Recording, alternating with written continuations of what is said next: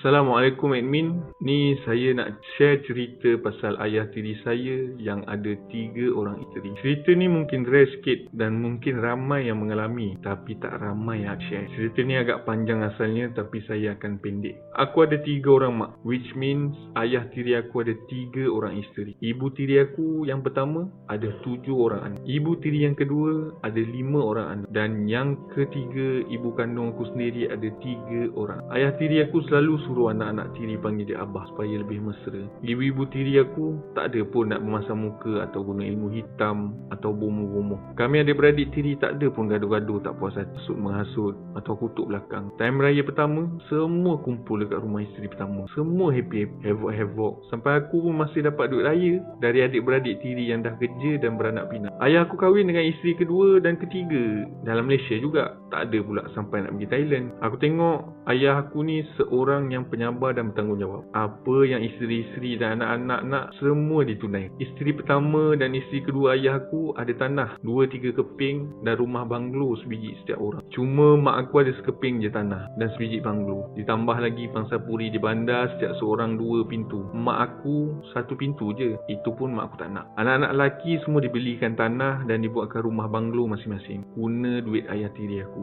Diulang, guna duit ayah tiri aku tau. Anak perempuan cuma dapat tanah je setiap seorang sebab nanti ikut suami. Mak-mak tiri aku dah pergi haji, umrah semua dah pergi melancong luar negara dah banyak kali. Cumanya mak aku baru je sekali dapat pergi melancong sebab baru je 2 tahun mak kahwin dengan ayah tiri aku. Ayah aku ni jenis rajin juga buat kerja rumah. Kadang-kadang tolong masak, sarapan, potong sayur, nak masak makan tengah hari, hias-hias kawasan halaman rumah, tanam bunga, berkebun tanam sayur-sayur dalam kawasan rumah juga. Cuma anak-anak dan menantu je yang pemalas. Kadang-kadang balik bercuti di kampung, bangun sampai tengah hari, tolong masak dekat dapur pun malas. Memang selalu kena sembur lah dengan ayah tiri aku. Selalu kena bebel. Abah dulu sekolah rendah, dah kerja penat-penat berjemur, cari duit tak ada, nak bangun sampai tengah hari. Anak-anak bila nak kahwin, tak kira lelaki atau perempuan, ayah aku akan spend tak kurang dari 30,000, tak kira anak kandung atau anak tiri, tanpa berkira. Tapi dalam senang-senang ayah aku, banyak juga dugaan sepanjang hidup dia. Bab kena rompak, dah banyak kali. Siap kena ikat satu family pun pernah. Rumah dimasuki pencuri, tak payah cakap lah, dah jadi kebiasaan. Tapi aku pelik, ayah aku ni pun satu. Kunci kereta dia biar dalam kereta, pintu tak berkunci. Siap ada duit tebal-tebal warna merah, warna biru dalam dashboard. Pintu rumah mak tiri pertama aku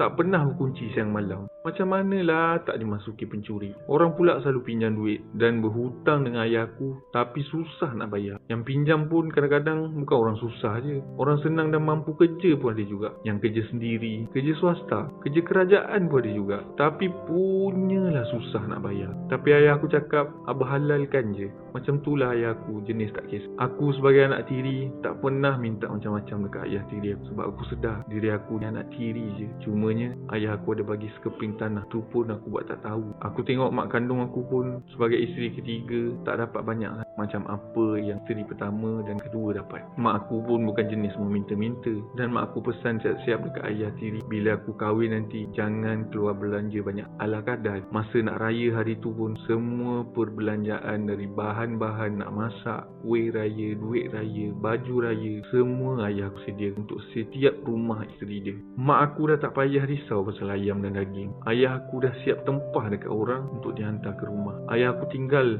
datang melawat kawasan, siap bagi lagi setiap anak-anak kandung atau anak-anak tiri cucu-cucu dia duit perbelanjaan nak raya. Ayah aku jenis hidup bermasyarakat. Orang-orang kampung, saudara mara, adik-beradik, isteri-isteri dia semua senang dia. Masa ada kenduri atau majlis keramaian, ayah aku join dengan tulang untuk tolong itu ini. Selalu pergi masjid solat berjemaah. Aku pernah bergurau tanya ayah tiri aku, abang tak nak tambah lagi satu ke untuk cukupkan kuota? Ayah tiri aku cakap, payahlah, nak mampus dah.